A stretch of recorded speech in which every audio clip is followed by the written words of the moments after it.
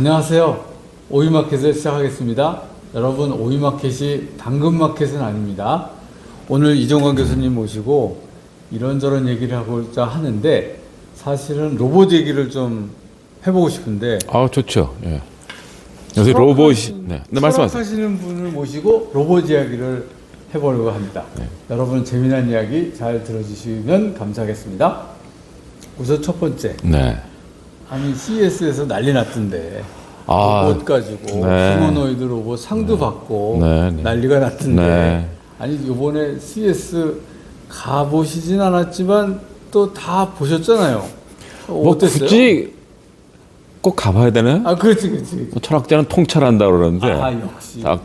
몇 가지만 이렇게 그쪽 뉴스만 들으면 통찰이 되죠. 네. 예. 무슨 사건이 일어나고 있는지. 그 로봇에 대한 사건이 굉장히 큰 것 같은데 네네. 어떻게 보셨는지 일단 한번 CES 2026에 네. 대한 느낌 한번 전해주시겠어요? 일단은 굉장히 좀 자랑스러운 측면이 있어요. 특히 이제 요번에 그 현대 그 어틀라스라고 하는 로봇이 원래 이제 버스턴 다이나믹스라고 하는 외국 회사였는데 현세가 샀죠. 예. 뭐 1조 원인가 들어 샀다고 해서 이제 그때는 뭐 좀 논란이 있었지만은 아주 꾸준히 그쪽이 연구 개발을 통해 가지고 최근에 굉장히 뭐 성능이 엄청나게 좋아진 그런 어틀라스라는 로봇을 요번에 그쪽에다가 이제 선을 보임으로 해가지고 최고 뭐 혁신상 뭐 이런 거 받았는데요. 뭐 최고 휴머노이드상 뭐 정확한 상의 명칭은 모르겠지만 그걸 받았고 그게 또 이제 우리나라 현대라고 하니까 당연히 뭐 우리나라 사람으로서는 자긍심도 느끼고 또 그런 것을 우리가 최첨단의 어떤 전선에 서 있다. 그런 면에서 한편으로는 우리나라가 언제 이렇게까지 됐나라고 하는 자랑스럽죠. 예 그런 뿌듯함도 느끼고 그렇습니다. 그 현대의 아틀라스가 발표되는데 현대 직원들도 많이 참석했다고 그러던데. 글쎄요, 저는 뭐 뉴스로는 정확히 보도가 안 된 것 같지만은 제가 뭐 들은 어떤 얘기로는 현대에서 뭐 전 세계를 2대를 띄워가지고 직원들이 거기 뭐 참가를 했다 그래요. 그런 면에서 현대가 아무튼 CES에 대단한 관심이 있고 또 거기에 관심이 있다는 건 그만큼 그 현대가 최첨단 기술을 향한 어떤 노력이 굉장히 전 열정적이다. 또 실질적으로 상당한 결과를 이뤄내고 있다 이렇게 볼 수 있을 것 같습니다. 사실은 그 아틀라스, 그 레인보우 로보틱스, 네, 그건 삼성에서 저기서 그건 삼성이죠. 예. 근데 그 아틀라스를 지금 만들어냈는데 현대 정의선 회장이 사재를 상당 부분 들여가지고 그 회사를 인수했다는 거예요. 그런 정보는 빠르시네요. 저는 그런 건 잘 모릅니다. 예. 그래서 제가 여기에 대해서 정말 현대가 공을 많이 들였다 하는 걸 느꼈는데 왜냐면 회장 개인의 사재를 그렇죠. 그 회사를 샀으니까. 그리고 나서 이제 좀 늦게 삼성이 이제 레인보우 로보틱스를 사고 해서 이제 로봇의 전쟁이 되어버렸는데 어쨌든 CES의 전반적인 거는 우리 상을 줄만하다. 훌륭하다. 우리나라 기업들도 잘한다. 나는 아주 좀 좋은 메시지가 전해지면 좋겠고 또 이렇게 보시면서 이런 거 좀 아쉽다. 이런 거 좀 더 했으면 좋겠다. 일단은 좀 칭찬을 많이 하고요. 예, 특히 이제 현대가 그 버스턴 다이나믹스를 인수하면서 사실은 많이 비판에 좀 시달렸습니다. 왜냐하면 그 버스턴 다이나믹스가 가지고 있는 로봇 개발 모델이 예를 들어 테슬라의 옵티머스에 비교해서 굉장히 좀 뒤떨어져 있다라고 하는 비판도 받았고 또 실질적으로 그 시연을 하는 과정에서 요거는 말고 그 이전에 뭐 굉장히 뭐 덤블링하는 거 이런 건 굉장히 많이 보여줬지만 테슬라와는 달리 저게 무슨 일상생활에 무슨 도움이 되느냐라고 하는 비판에 시달렸고 반면에 이제 테슬라라고 하는 것은 본격적인 휴머노이드를 만든다 그러면서 인간과 하는 동작이 거의 비슷하고 또 가정에서 막 빨래도 해주는 것 같고 뭐 옷도 개고 뭐 계란도 집어서 뭐 집기만 할 때 사실 뭐 계란에 뭐 프라이팬에다 넣고 프라이까지는 못했지만은 아무튼 그런 것도 보여주고 그래서 사실은 저 테슬라의 옵티머스가 훨씬 앞서가는 거다. 그러면 동시에 저 버스턴 다이나믹스 왜 인수했냐 뭐 등등 여러 가지 비판에 시달렸는데 사실은 우리가 철학적으로 보면은 이 두 개의 로봇 개발 모델을 대결을 시켜볼 수가 있습니다. 아, 그 얘기. 네, 그 얘기 좀 나중에 하시고요. 예. 그러면 CS 전반적으로 로봇이 이제 끌고 가는 그런 내용이었는데 가만히 보니까 요새 이제 피지컬 AI라고 그렇죠. 로봇이라고도 하고 네. 이 개념 정리부터 좀 필요한 것 같아요. 어떤 분이 저한테 물어보더라고요. 아, 이건 뭐고 이건 뭐야? 심지어는 야 사이보그도 그 로봇 아니야? 이제 뭐 이렇게 그렇죠. 얘기를 하시니까 예. 아니 이게 당시의 기술 발전 과정상에서 네. 나온 어떤 네. 그 개념들인데 네. 이거를 어떻게 설명해야 되지? 한번 설명 좀 부탁드릴게요. 이게 사실은 말이죠. 뭐 학술적인 개념도 아니고요. 그렇죠. 사실은 이게 전부 마케팅하고 관계가 있습니다. 그러니까 어떻게 보면 이제 피지컬 AI 그런 것을 약간 학계에서는 고전에 embodied AI 이렇게 썼거든요. 몸이 있는 AI, 뭐 체화된 AI, 뭐 이렇게 쓰다가 거기에 이제 약간 진부해지니까 피지컬 AI라는 개념이 나오기 시작을 했고요. 그 다음에 사실은 다 이 피지컬 AI라는 것은 그냥 소위 컴퓨터상에서 돌아가는 소프트웨어로서의 그 AI가 아니라 진짜 이제 물질성을 가진 AI죠. 예, 그러니까 뭐 철로 만들어졌든지 뭐 심지어는 플라스틱으로도 만들 수가 있는 것인데 또 심지어는 뭐 자동차 같은 것도 철갑을 두른 뭐 AI라고 할 수 있고 전부 이제 피지컬이란 말을 좀 광범위하게 사용할 수 있으니까 한편으로는 좀 폭넓게 소위 로봇을 좀 폭넓게 이해하는 개념으로 피지컬 AI를 쓰기도 했고 또 한편으로는 피지컬 AI라는 말이 최근에 사용된 용어니까 사람들에게 호기심과 신선함을 좀 촉발시키지 않겠습니까? 마케팅 용어도 있고 그래서 이게 이제 이것도 좀 지나면 또 새로운 용어로 대체될지 모릅니다. 예. 그렇죠. 예. 그래서 아무튼 그런 게 있고 근데 이제 뭐 조금 분류를 해본다면 뭐 로봇이란 말이 가장 오래된 말이면서 어떻게 보면 또 가장 폭넓은 개념이라고 볼 수도 있고요. 그 역사적으로 보면 로봇은 뭐 체코의 어떤 극작가가 썼다. 1920년대. 1920년대. 예, 그리고 로봇 그 체코의 워낙 정확한 그 체코어는 제가 잊어먹었지만 로봇 타스인가 뭐 그래요. 저 체코어를 잘 몰라가지고. 근데 그게 원래 이제 뭐 노예라든지 뭐 강제 노동 이런 걸 뜻하는 거였는데 그게 이제 60년대 들어오면서 오히려 일본에서 그 로봇에 대한 관심이 아주 폭증했었죠. 그래서 이제 동가 그 동대인가? 뭐 그것도 있고 뭐 예. 저는 만화를 잘 안 보기 때문에 잘 모르겠습니다만은 요새 하도 로봇이 난리라고 그래서 예. 이게 플루토라는 만화책을 보기 시작했어요. 굉장히 학구적이시네요. 학구적인 것보다 이걸 봐야지 미래 세상이 어떻게 되는지 극작가들이 이렇게 작가들이 그림을 그려놔서 뭐 보기는 편한 것 같습니다. 어쨌든 그 옛날부터 있었던 것이 로봇이었다. 그렇죠. 예, 로봇은 뭐 그러니까 인간이 뭐 로봇 같은 걸 갖고 싶었던 욕망은 아주 고대에서부터 있었어요. 일종의 이제 자동 인형. 그런 것을 뭐 사실은 데카르트 시대부터 있었고 아주 고대로 가면 그리스 시대부터 소위 말하는 이제 그 로봇과 유사한 컨셉 같은 걸 이미 갖고 있었죠. 그런데다가 이제 본격적으로는 데카르트에 와가지고 자동 인형, 움직이는 어떤 인간이 만든 기계적으로 만든 움직이는 동물 같은 걸 이렇게 만들어 놓고 그때 귀족들이 그걸 아주 취미 삼아 보고 그랬던 것도 있고요.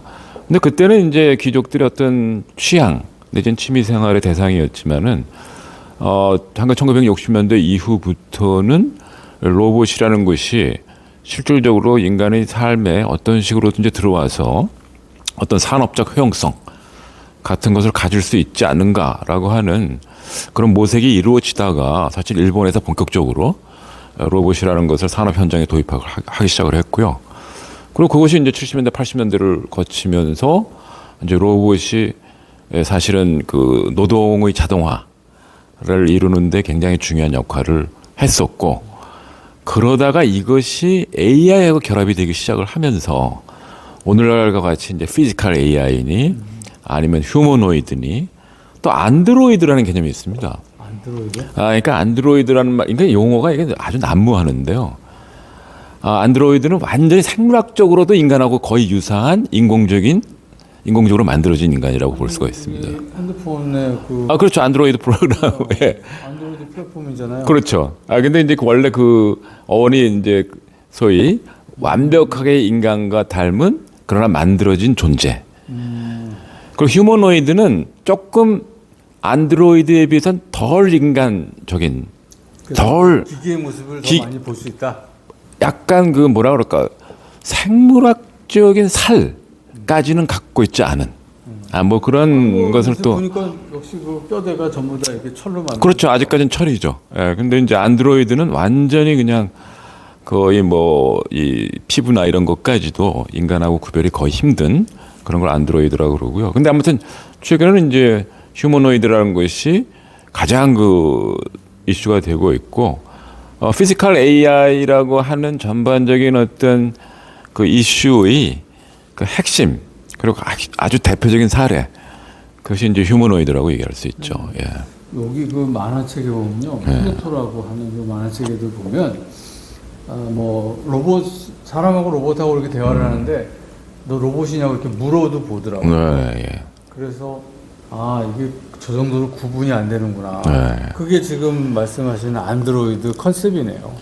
그러니까 안드로이드는 진짜 인간하고 구별이 안 되는 겁니다. 그러니까. 예. 여기 그러니까 가장 그야말로 완벽하게 인간을 모방한 인공적인 인조인간이라고 얘기를 할 수 있고. 근데 이게 사실은 이 인간과 로봇을, 아니면 인간과 인공지능을 구별할 수 있느냐 없느냐는 사실 굉장히 중요한 철학적인 쟁점이 됐었어요. 지금은 구분해요. 뭐 보면 알겠거든요. 아니 근데요, 그게 이제 테스트하는 방법에 따라 다릅니다. 그 혹시 알렌 튜링이라고 아세요? 알렌 튜링이라고 아세요? 그건 뭐예요?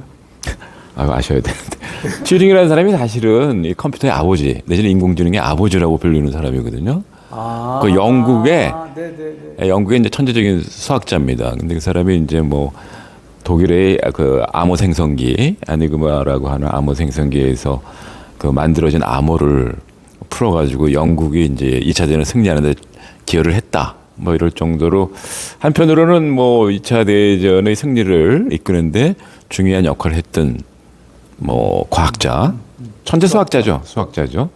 그리고 동시에 이제 이 사람이 전쟁이 끝나고 난 다음에 굉장히 중요한 논문을 하나 발표를 했어요. 그 논문의 제목이 뭐 한국말로 번역하면 대충 이런 얘기입니다. 기계도 생각할 수 있는가? 기계도 생각할 수 예. 그러면서 이제 1950년대 논문입니다. 그래서 사실은 이제 이게 인공지능, 소위 기계로 구현되는 지능이라고 하는 컨셉을 제시를 한 거죠. 굉장히 그 논리적으로 이제 그것을 증명을 했고, 이론적으로.